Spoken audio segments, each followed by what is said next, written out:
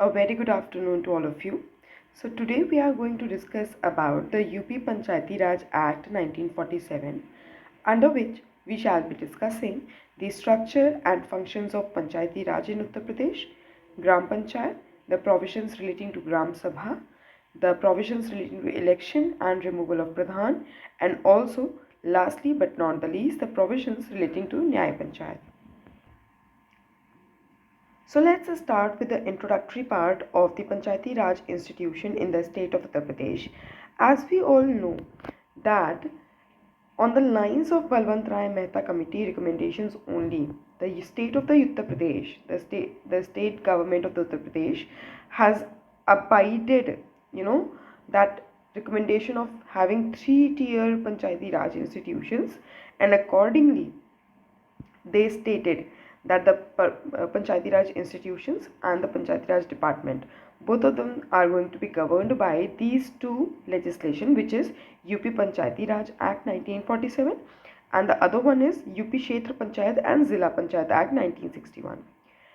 Now, as I already said, that they abided by the recommendations of the Balwant Rai Mehta committee, and accordingly they provided for three-tier Panchayati Raj system.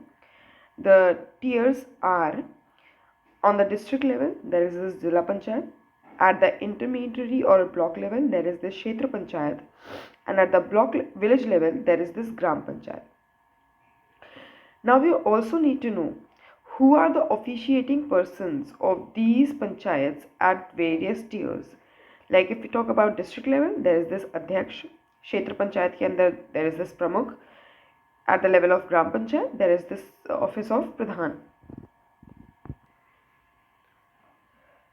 Now that we have already talked about the tiers of Panchayati Raj institutions, we and also the officiating authorities, we also need to figure out that how many members could be appointed at various tiers.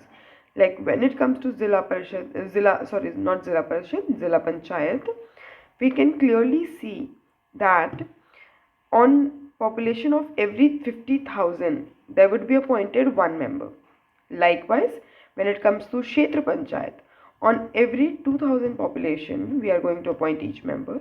And when it comes to Gram Panchayat, there could be various levels, or you can say that the frequency of the population of the villages may vary, and accordingly they have basically provided for, if there is a village where there is the population which is under 500, then the number of members would be 7. 501 to 1000, 9 members; 1001 to 2000, 11 members; 2001 to 3000, 13 members; and more than 3000 population, there would be 15 members. Since we have talked about the officiating authorities and the number of members which could be appointed at different tiers, we also need to talk about the reservation of seats. And now, since we have already talked about the Balwant Rai Mehta committee, we could clearly figure out that on the very same line, even in this legislation also, the reservation has been provided to women, the OBCs, the SCs and the STs. You need to remember that the women reservation would be 1/3 to the total seats reserved, and the OBC's reservation would not exceed to 27%.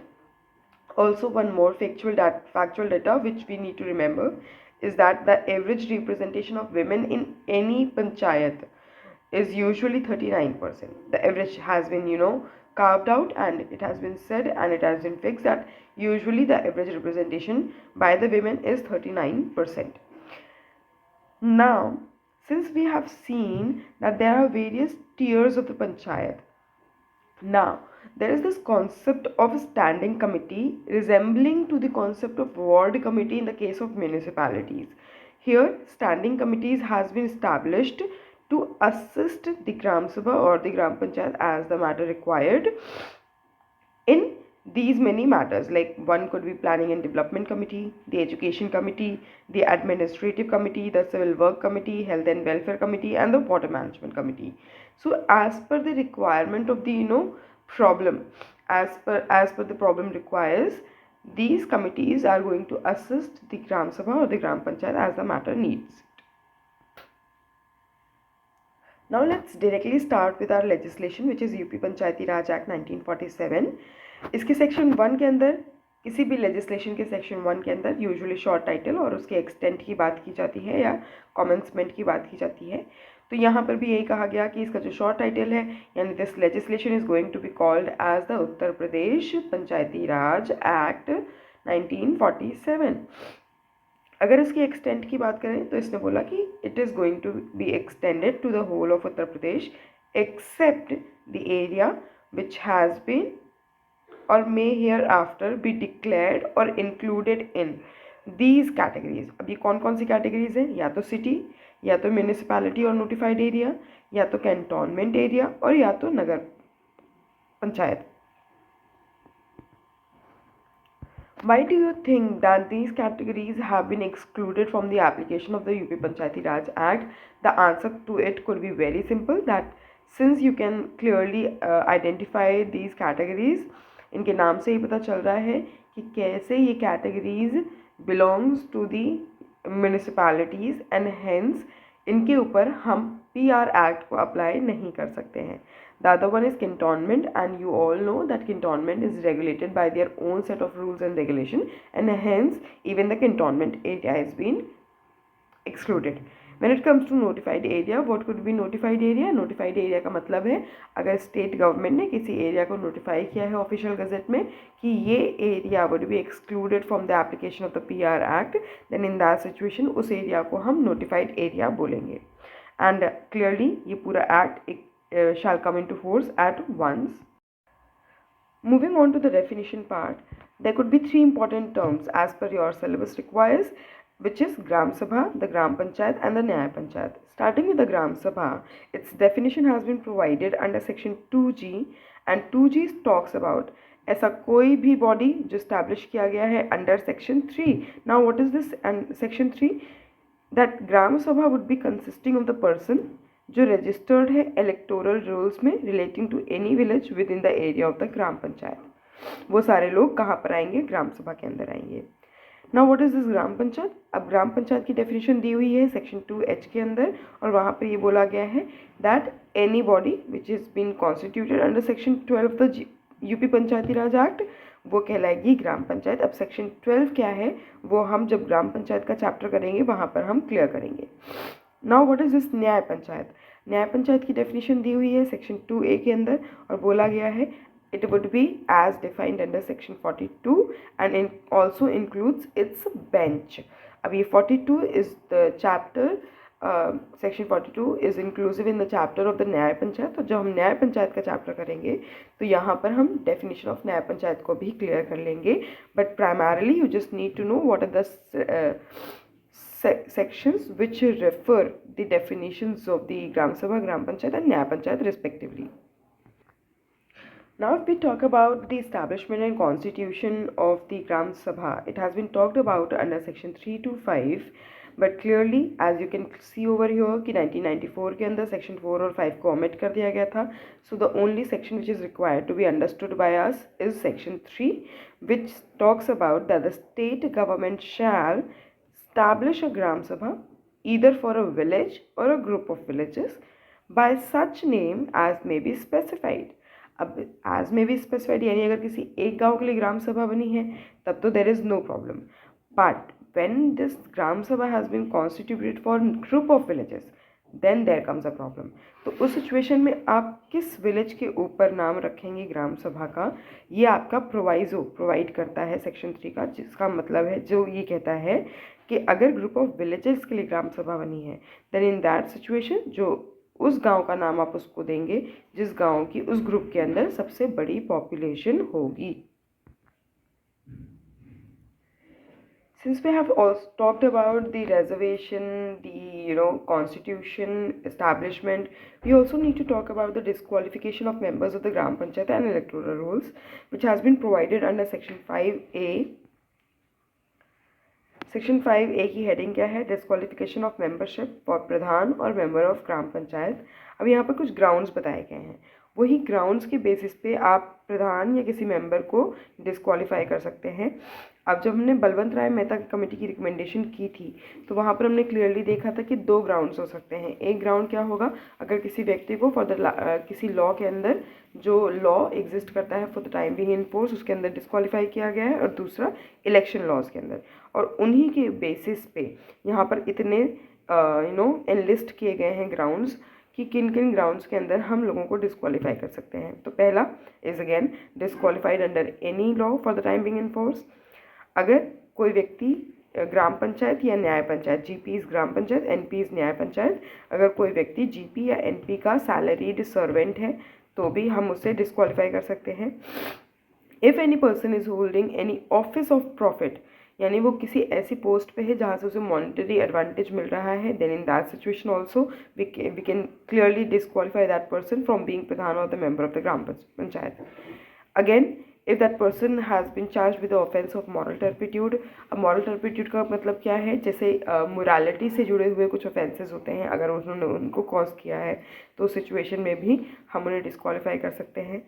अगर that person has failed to provide record, now अभी तो वो post पे आया नहीं तो उसने कैसा रिकॉर्ड नहीं दिया, ये उन लोगों के लिए है ये पॉइंट, ये नंबर जिन लोगों ने जिन लोगों ने पहले भी इस ऑफिस को सर्व किया हो, and in that situation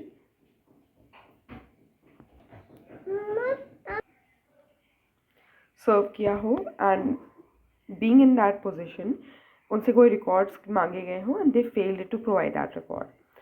Next ground could be if that person is an undischarged insolvent. Next grounds are कुछ लॉज को एन्यूमरेट किया गया है कि अगर इन लॉज के अंदर उन्हें चार्ज किया गया है किसी ऑफेंस के लिए, like essential commodities act, essential supplies act,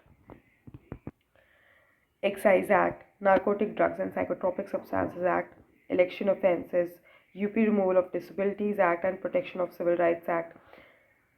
अगर इन सारे लेजिस्लेशंस में से किसी के भी अंदर उन्हें चार्ज किया गया है किसी ऑफेंस के अंदर, then in that situation also they are going to be disqualified from the contesting the elections of pradhan और being a member of the gram panchayat, right. So ये था हमारे grounds of disqualification. Now if we talk about the gram sabha और उसकी meetings और functions के बारे में अगर हम बात करें तो वो चैप्टर 3 ऑफ पीआर एक्ट के अंदर डाला गया है, जहाँ पर सेक्शन 11 इज देयर। सेक्शन 11 ये कहता है कि 2 जनरल मीटिंग्स होंगी जो खारिफ और राबी सीजन्स के बाद होंगी और उन्हें वही नाम दिया जाएगा। It would B presided over by the Pradhan of the concerned gram panchayat, but there is no hard and fast rule that except for general meeting there could be no other meeting, and hence the provision of this extraordinary general meeting is made in the legislation itself कि अगर if there comes any such important matter that you cannot wait up to the kharif or rabi season for the concerned meetings, then in that situation you can basically hold an extraordinary general meeting। अब ये जो meetings हो रही हैं इनके quorum भी decide किए गए हैं आपके लेजिस्लेशन के द्वारा, जो बोला गया है 1/5 ऑफ द टोटल मेंबर्स इसका कोरम होना चाहिए। नाउ दैट वी नो कि कौन कौन सी मीटिंग्स होती हैं और उसका कोरम क्या होना चाहिए, we also need to talk about कि ऐसे कौन से मैटर्स हैं जिसके ऊपर चर्चा की जाएगी उन मीटिंग्स के अंदर। तो ग्राम सभा इन मैटर्स को क्या कर सकती है, इन मैटर्स के ऊपर जो यहाँ पर हमने एनलिस्ट किए हुए हैं, इन मैटर्स के ऊपर रिकमेंडेशंस या सजेशंस दे सकती है किसको, टू द ग्राम पंचायत। अब वो मैटर्स क्या क्या है, annual statement of the accounts of gram panchayat plus report of administration, last audit कोई नोट है, रिप्लाईज हैं, annual statement of accounts of the gram panchayat preceding year के plus development programme current year के, promotion of unity and harmony, programme of adult education and any such other matter जो उन्हें relevant लगता है। Now this section 11 clause 5 provides for the functions of the ग्राम सभा, और यहाँ पर लिखा गया है ग्राम सभा shall perform the following functions। 3 functions identify किए गए हैं। पहला कि वॉलंटरी लेबर को मोबिलाइज करना, साथ ही साथ कम्युनिटी वेलफेयर प्रोग्राम में कंट्रीब्यूशन देना। दूसरा identification of beneficiaries for the implementation of development schemes, and lastly rendering assistance in the implementation of development schemes.